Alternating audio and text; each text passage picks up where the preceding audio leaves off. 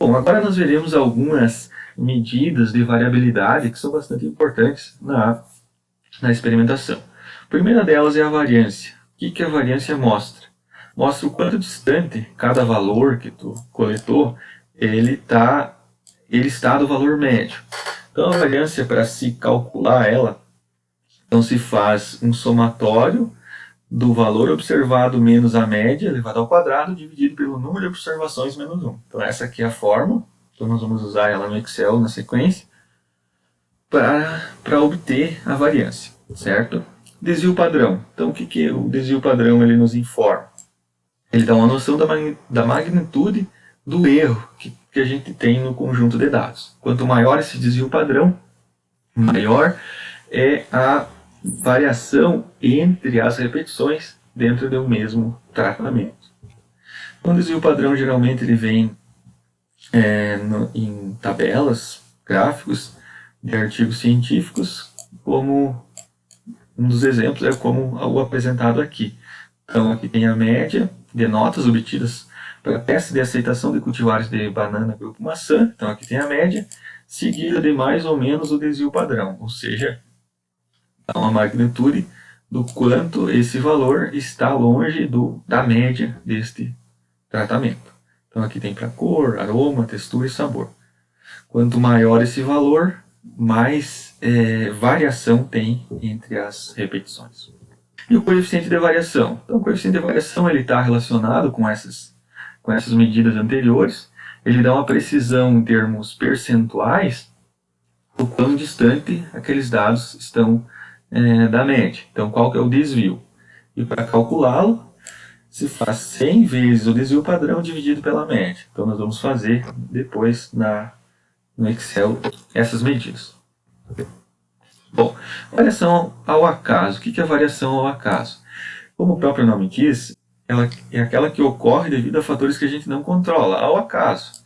Então, ela está relacionada com a dispersão dos dados em torno da média. Em outras palavras, também isso nos dá uma magnitude do erro experimental.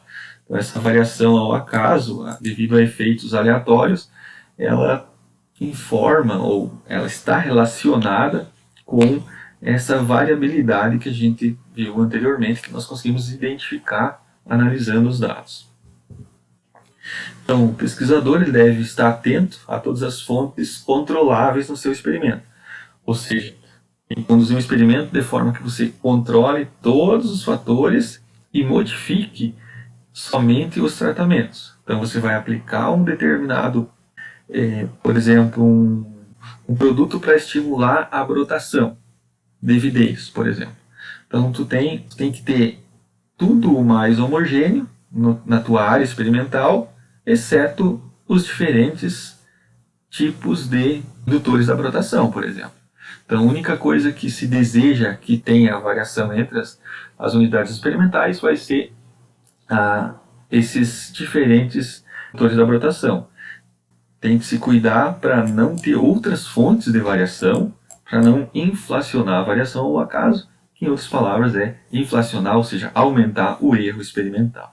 Então, o que significa inflacionar? Aumentar essa variação ao acaso. E qual a consequência para um experimento? Se você tem um erro muito grande, você vai ter um desvio muito grande, um coeficiente de variação muito grande, e na análise estatística para te identificar se aqueles dados têm diferença entre os tratamentos, se você tem um erro muito grande, você não consegue identificar se essa diferença é devido ao tratamento ou é devido ao erro experimental, certo? Nós vamos entender um pouco melhor isso quando nós praticarmos as análises estatísticas. Bom, aqui tem uma atividade para nós fazer. Então, calcule o desvio padrão e coeficiente de variação para a média dos dados dessas amostras para diâmetro de fruto. Então, o tratamento A apresentou diâmetro de fruto de 28, 35, 31, 28 e 29. O B, 24, 38, 36, 27 e 25. Qual das duas amostras tem mais variação ao acaso? E como podemos quantificar essa diferença? Olhando os dados, a gente pode até supor alguma coisa, só que nós não conseguimos ter uma exatidão. Então, para isso, a gente usa fazer obter esses dados, né, essas médias, essa variação, coeficiente de variação, para saber então qual que tem mais variação ao acaso. Então, para isso nós vamos fazer no Excel uma análise, né, desses dados. Então aqui eu digitei já o fruto A e o fruto B, o tratamento A e o tratamento B, certo? Aqui nós vamos calcular a média. Então a média, estou usando o Excel aqui, é igual a média, seleciono os dados, pronto. Primeira média do A, 30. Arrastando aqui para baixo, temos a média do B, 30 também. Percebo que a média é igual. Vamos ver a variância. Como que a gente calcula a variância? Temos aquela fórmula? Temos. Mas temos ferramentas mais fáceis para usar. Então, como o Excel, então variância tem da amostra e da população, no nosso caso é variância amostral. Então, selecionando os dados, dando Enter, temos uma variância 10. Arrastando para baixo, temos uma variância para o tratamento B de 42. Aqui nós já temos um indicativo de qual tratamento tem uma variação maior, um erro maior. Vamos ver o desvio padrão. Desvio padrão também temos ferramentas para calculá-los. Então, desvio padrão da amostra. Selecionei aqui 3.16. Arrastei para o B 6.52. Então, está sendo maior também no B.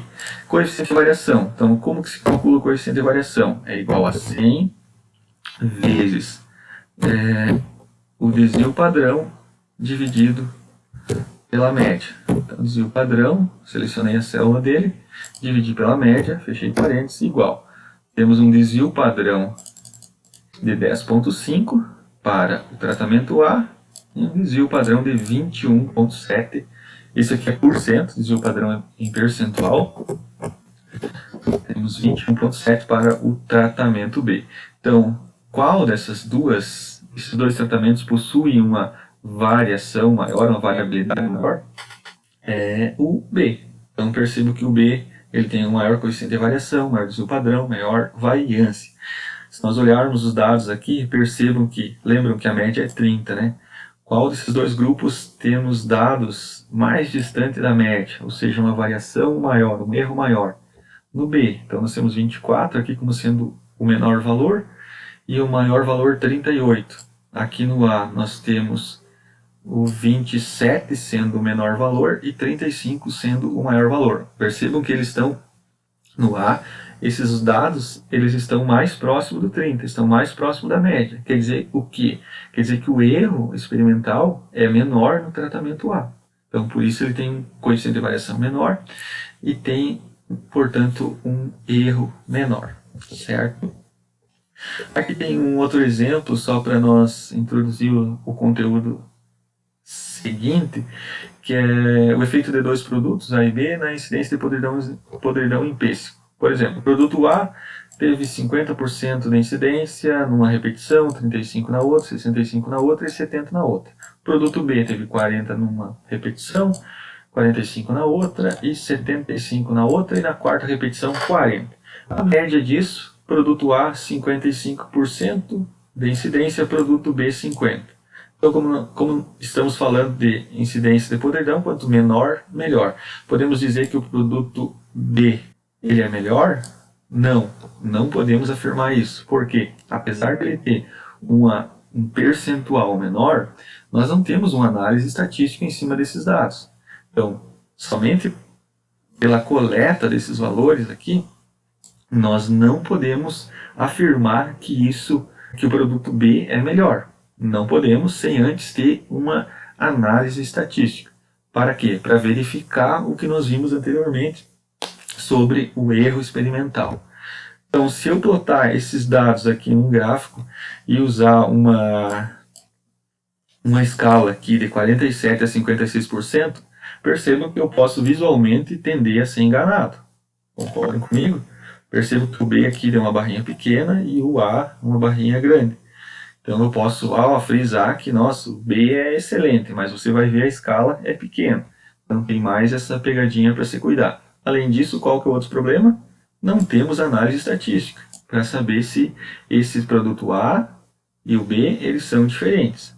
Então, para isso é muito importante a análise estatística. Então, aqui um outro gráfico, né? Agora na escala de 0 a 60, percebam que já o visual aqui já diminuiu. Logicamente, a escala do gráfico é só para chamar a atenção de vocês com relação à apresentação de dados em trabalhos científicos, em palestras, em reuniões técnicas, que isso é importante. Primeira coisa, vocês têm que ter esse olhar crítico para ver se tem análise estatística. Tem análise estatística? Beleza.